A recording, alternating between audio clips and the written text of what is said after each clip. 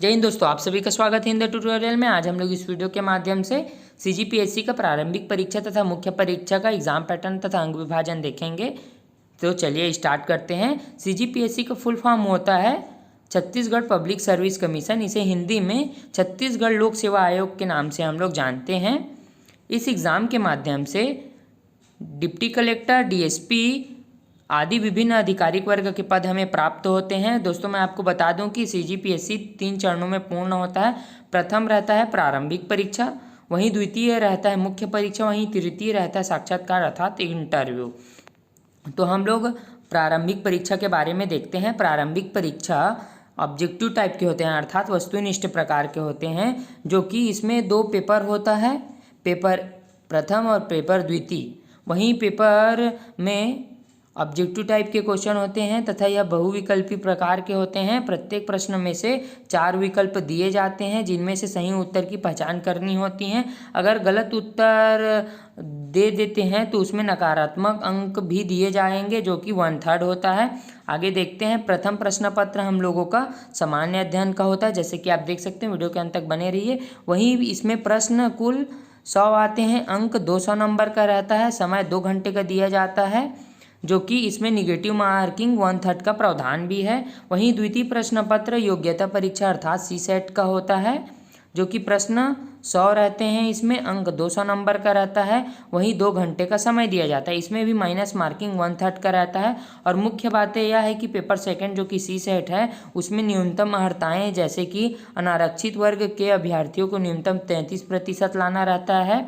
वहीं आरक्षित वर्ग के एवं विकलांग अभ्यर्थियों को न्यूनतम 23% प्राप्त करना रहता है, अर्थात यह क्वालिफाइंग पेपर का होता है, जो कि बहुत ही महत्वपूर्ण है। जैसे कि आप देख सकते हैं, मुख्य परीक्षा हेतु अभ्यर्थियों को चयन के लिए प्रवीण सूची तैयार करते समय नहीं जोड़ा जाएगा, अर्थात प्रीलिम्स का मेरिट लिस्ट में नंबर नहीं जुड़ता है। प्रश्न पत्र सामान्य अध्ययन की प्रवीण सूची के आधार पर मुख्य परीक्षा के लिए अभ्यर्थियों का चयन किया जाएगा, अर्थात प्रारंभिक परीक्षा पास करने के बाद मुख्य परीक्षा में पहुंचा जाता है। वहीं मुख्य परीक्षा को देखेंगे। मुख्य परीक्षा जो कि लिखित परीक्षा होती है अर्थात रिटर्न टाइप के होते हैं, या परंपरागत प्रकार का होता है। रिटर्न टाइप टोटल 7 पेपर होते हैं इसमें, जैसे कि आप देख सकते हैं। पहला पेपर भाषा का होता है, जो कि 3 घंटे का समय दिया जाता है इसे सॉल्व करने के लिए, तथा कुल अंक 200 नंबर का रहता है। वहीं निबंध का यह बहुत ही महत्वपूर्ण है दोस्तों, जो कि 3 घंटे का समय दिया जाता है इसे सॉल्व करने के लिए, यह 200 नंबर का रहता है। अगर हम लोग इसमें मुख्य बातें जानेंगे तो यह 2 खंड का रहता है। पहला खंड में अंतर्राष्ट्रीय तथा राष्ट्रीय स्तर के मुद्दे आते हैं, तथा दूसरा खंड में छत्तीसगढ़ स्तर के मुद्दे आते हैं। पहला खंड रहता है, उसमें टोटल 4 निबंध दिए जाते हैं, जिसमें कि 2 निबंध लिखना अनिवार्य रहता है, तथा द्वितीय खंड में भी 4 विकल्प दिए जाते हैं, जिसमें कि 2 निबंध लिखना अनिवार्य रहता है। अर्थात दोनों मिला के अगर हम लोग जाने तो हमें कुल 4 निबंध लिखना रहता है निबंध के एग्ज़ाम में। वहीं देखेंगे पेपर थर्ड, जो कि सामान्य अध्ययन पेपर फर्स्ट रहता है, 3 घंटे का समय दिया जाता है, जो कि 200 नंबर का रहता है। वहीं पेपर 4 सामान्य अध्ययन पेपर सेकंड रहता है, 3 घंटे का समय दिया जाता है, जो कि अंक 200 नंबर का रहता है।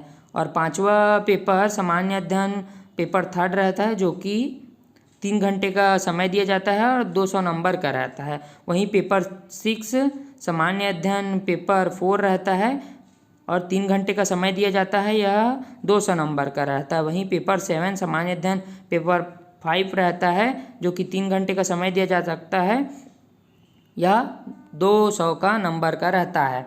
यहीं हम लोग टोटल 7 पेपर का देखेंगे तो प्रत्येक 200 रहता है, टोटल मिलाएंगे तो यह 1400 नंबर का रहता है। तथा साक्षात्कार या व्यक्तिगत परीक्षा इंटरव्यू बोलते हैं, जो कि 150 का नंबर रहता है, ये दोनों मिला के 1550 नंबर का रहता है। यही 1550 नंबर का मेरिट लिस्ट निकलता है दोस्तों।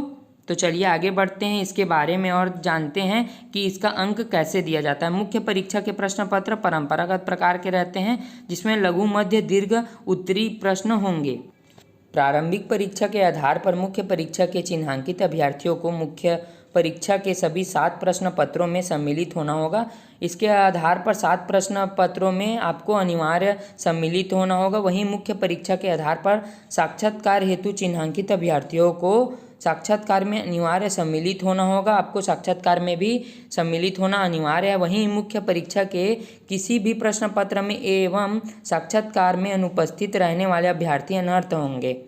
वहीं इसमें दूसरा बात रहता है, प्रश्न पत्र भाषा को छोड़कर अन्य सभी प्रश्न पत्रों का उत्तर अभ्यर्थियों द्वारा इच्छानुसार केवल हिंदी या अंग्रेजी में दिया जाएगा, परंतु किसी प्रश्न पत्र में उत्तर हिंदी एवं अंग्रेजी में अंशतः नहीं दिया जाएगा।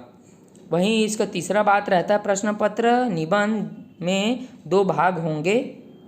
पहला रहता है अंतर्राष्ट्रीय एवं राष्ट्रीय स्तर की मुद्दा, वहीं छत्तीसगढ़ राज्य के मुद्दे, जिसमें अभ्यर्थियों को प्रत्येक भाग से 4 विकल्प दिए जाएंगे, जिनमें से 2-2 विकल्प पर समस्या समाधान, जैसे कि इसके अंदर में कारण, वर्तमान स्थिति, आंकड़ों सहित एवं समाधान पर लगभग 750 शब्दों में निबंध लिखना होगा। वहीं मुख्य परीक्षा हेतु प्रश्न पत्र क्रमांक 3 से 7 में निम्नानुसार प्रश्न होंगे। जैसे कि देख सकते हैं दोस्तों, टोटल 5 खंड है। पहला खंड में देखेंगे, इस खंड के अंतर्गत संबंधित प्रश्न पत्र के पाठ्यक्रम के विभिन्न भागों से कुल 22 प्रश्न दिए जाएंगे। सभी प्रश्नों का उत्तर देना होगा। प्रत्येक प्रश्न हेतु 2 अंक होगा। इस तरह इस खंड के लिए अधिकतम 44 अंक होंगे। प्रत्येक प्रश्न के उत्तर की शब्द सीमा लगभग 30 होगी। वहीं खंड दूसरा, इस खंड के अंतर्गत संबंधित प्रश्न पत्र के पाठ्यक्रम के विभिन्न भागों से कुल 13 प्रश्न दिए जाएंगे। सभी प्रश्न की उत्तर देना होगा। प्रत्येक प्रश्न हेतु 4 अंक होंगे। इस प्रकार इस खंड के लिए अधिकतम 52 अंक होंगे। प्रत्येक प्रश्न के उत्तर की शब्द सीमा 60 होगी। वहीं तीसरा खंड देखेंगे, इस खंड के अंतर्गत संबंधित प्रश्न पत्र के पाठ्यक्रम के विभिन्न भागों से कुल 8 प्रश्न दिए जाएंगे। सभी प्रश्नों का उत्तर देना होगा। प्रत्येक प्रश्न हेतु 8 अंक होगा। इस प्रकार इस खंड के लिए अधिकतम 64 अंक होंगे। प्रत्येक प्रश्न के उत्तर की शब्द सीमा 100 होगी। जैसे कि आप देख सकते हैं, वीडियो का अंत तक बने रहिए दोस्तों।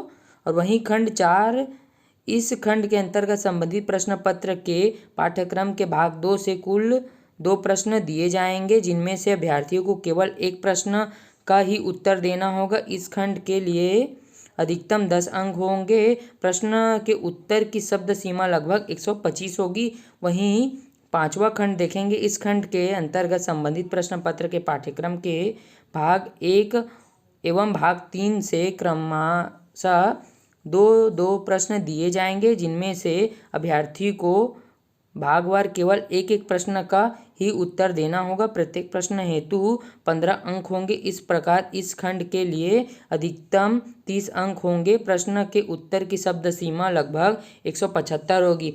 दोस्तों, अगर आपको मेरा वीडियो अच्छा लगा होगा तो लाइक कीजिए, कमेंट करके बताइए कैसा लगा हो, और सब्सक्राइब कर दीजिए, बेल आइकन को प्रेस कर दीजिए तथा सभी लोगों को शेयर कर दीजिए। धन्यवाद।